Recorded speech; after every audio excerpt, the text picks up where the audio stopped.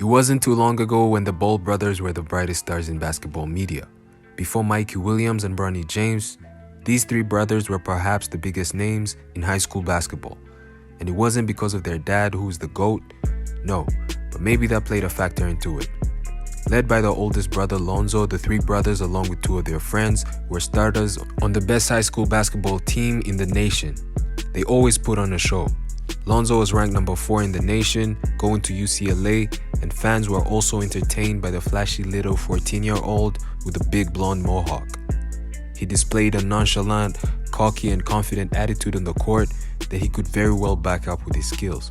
That, of course, is LaMelo Ball. And then we have the middle brother. Oh wait, hold on. You do T-minus? And then we have the middle brother and middle child in Liangelo Ball. There's no doubt about Liangelo's skill. The 6'5" brother was the leading scorer on this team, averaging 28 points, and he was also heading to UCLA. Though not as highly ranked as his brothers, he was number 41 in the nation, 8th in scoring in the state, and had unbelievable scoring games. He basically had 30 and 40 points, even 50, every other game. In a 2-game stretch, this man scored 56 points in one game and followed it up not just the next game but the next day with 72 points. After his senior year, he did go to UCLA, and his brother Lonzo had gone number 2 to the Lakers as his dad had predicted for a very long time. But before I continue, let's take a step back. Back to reality, where today Lonzo is in the NBA, was drafted as the number 2 pick, and not too long ago, LaMelo Ball was also drafted as the number 3 pick. And for the last 3 years that Liangelo has been eligible for the draft, he hasn't managed to land a spot on an NBA team. And if you ask me the main reason why this is, it's because of what I call LaVar's plan. LaVar has always been vocal about his plan to have 3 boys who would become basketball players, some of the best that the world had ever seen. As an LA native, LaVar.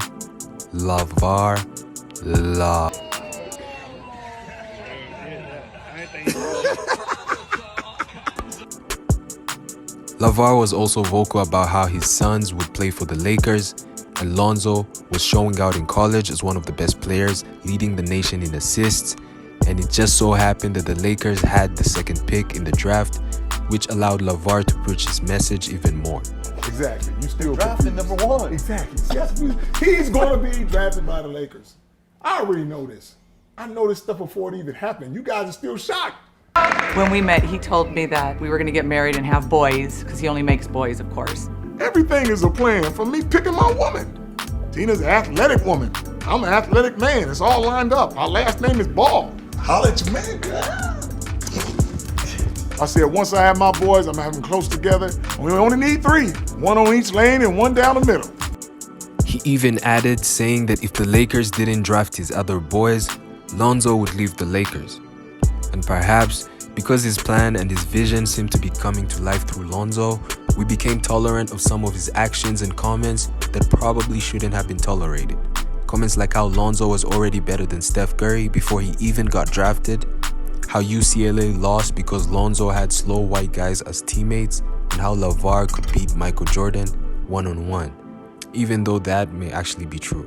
I'm gonna tell you right now before you see it, UCLA gonna win the NCAA championship and you think I'm playing. Lonzo should be number 1 because he's the only player in the draft that can make everybody else around him better. He's better than Steph Curry to me.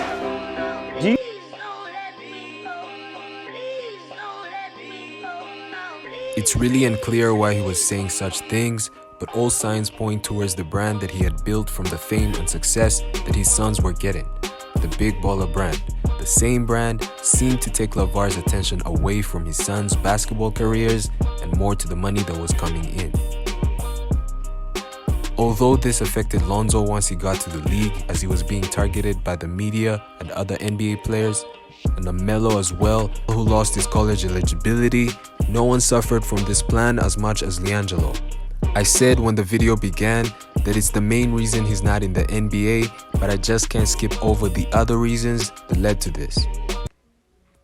Basketball players, including Liangelo Ball, younger brother of Lonzo and second son of LeVar, along with freshmen Cody Riley and Jalen Hill, were arrested on shoplifting charges in China ahead of Friday's season-opening game against Georgia Tech in Shanghai. UCLA released a statement saying Liangelo was one of 3 UCLA freshmen accused of shoplifting. This was actually so serious that the players faced up to 10 years in jail until the president got involved. A week later, Chinese authorities dropped the charges and the players returned to the U.S. after President Trump spoke with China's president. I would also like to thank President Trump and the United States government. But Liangelo's father, LeVar Ball, has been less polite towards the president. I don't just be saying thank you because somebody said they did something. And if they did it genuinely, do you really need to come up to me and say, boy, you better thank me? He inspired a Trump tweet storm, the president calling LeVar Ball an ungrateful fool and suggesting he should have left the players in jail. LeVar, ever the promoter, attempting some sneaker diplomacy. You did send President Trump some baller shoes. I sent him 3 pair, red, white, and blue, to show him we patriotic. The shoplifting incident in China played a big role in Liangelo Ball not being able to play in the NBA to date. He, along with 2 other UCLA basketball players, faced a 3-month suspension, and not only did this give him a bad reputation, but the suspension also meant that his chances of getting drafted to the league that year were getting much slimmer. LeVar's plan was being threatened, and his wish for all his sons to be one-and-done players looked like it wasn't going to come to pass. Afraid of this, LeVar took Liangelo out of school because he felt like 3 months was a long time and he could train him and get him ready for the draft himself. I'm going to get Jello in shape. I'm going to work him out. We're going to do some other things, and he's going to be headed to the NBA. All these boys are going to get on the Lakers. Watch how I do this. And people are going to look up and they say, wow, how'd they all get on the Lakers? I just want to play, period. Of course, this was largely unnecessary because based on his performance prior to the incident, Liangelo was most likely going to need at least another year in college.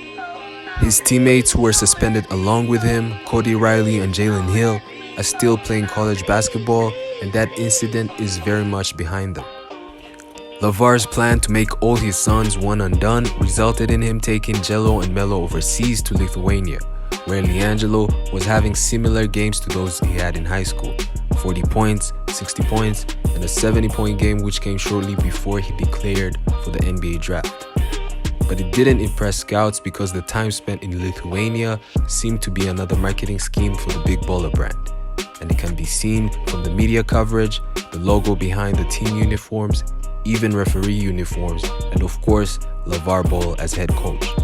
GOAT. The time came for Liangelo to be drafted, and most teams made it known that they hadn't seen enough of him. Yet, LeVar only let Liangelo work out with 2 teams, the Lakers and the Golden State Warriors, even though there were teams like the Suns who were genuinely interested in watching Liangelo play. It was also clear that he actually hadn't improved much, and this showed in his pre-draft workouts, which didn't leave scouts impressed. His shot wasn't falling at a high percentage, he looked slow, and he looked like he lacked NBA-type explosiveness and athleticism, and on top of that, Lonzo's season with the Lakers had proven to be disappointing, and no team wanted to deal with LeVar Ball. And all this led to Liangelo Ball being blackballed because he was caught in the middle of it. No team wanted him. He was warned about being undrafted, and lo and behold, he wasn't. And you could see the pain in his eyes when he wasn't picked at the 58th spot by the Suns, who had expressed their interest in him. George King.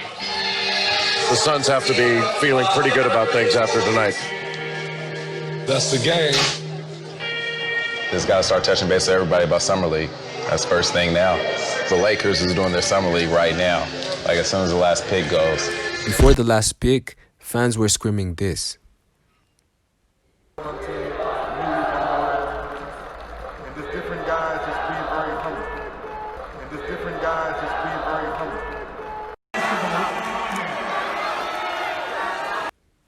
And ironically, that pick now plays for the Lakers in Kostas Antetokounmpo.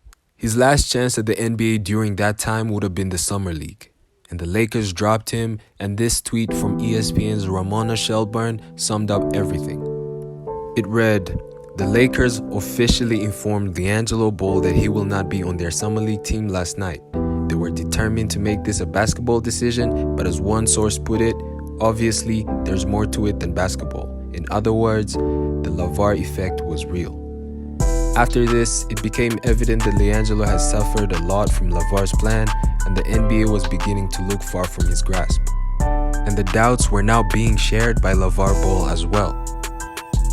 In an interview with GQ magazine, LeVar Ball said he does not think his middle son, Liangelo, will make it to the NBA.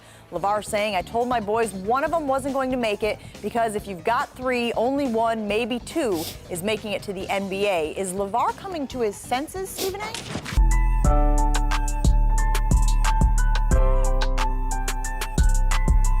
Imagine going through all that overseas drama, losing a basketball scholarship and feeling all that pressure that he was feeling just to have your dad say that you won't make it to the league. LaMelo went through much of what Jello went through, but the only difference between the two is that unlike Jello, when the plan proved to be unsuccessful, Melo was able to bounce back and go back to high school, get the exposure he needed. But for Liangelo, this all happened at a crucial time in his career, which would determine his basketball future. It's not like he could go back to high school or college, he was just kind of stuck. His path hasn't been an easy one, but his NBA contract might very well be around the corner. If you can learn anything from Jello's journey, let it be to endure when things don't go your way. When you meet bumps in the road, keep going and keep grinding, because although you may not be where you want to be now, by doing your best every day, you'll make progress, and in the future, you will be grateful that you did the best you could. As for LeVar, I pointed out many things he did that affected his son's path to the NBA, but like any parent, everything he did was from a place of love, even though it was unorthodox. By no means am I calling LeVar a bad father, it's just that his decisions are questionable. That's it for the video though. I put a lot of work into this one, and it would mean a lot if you like this video. It tells YouTube that you enjoyed it and they recommend it to more people. I'm trying to build a family here on YouTube, so you don't have to subscribe unless you're here for real. You can follow the private Instagram page for this channel, where I show you my thought process going into these videos. That's it though. Keep doing you. Peace.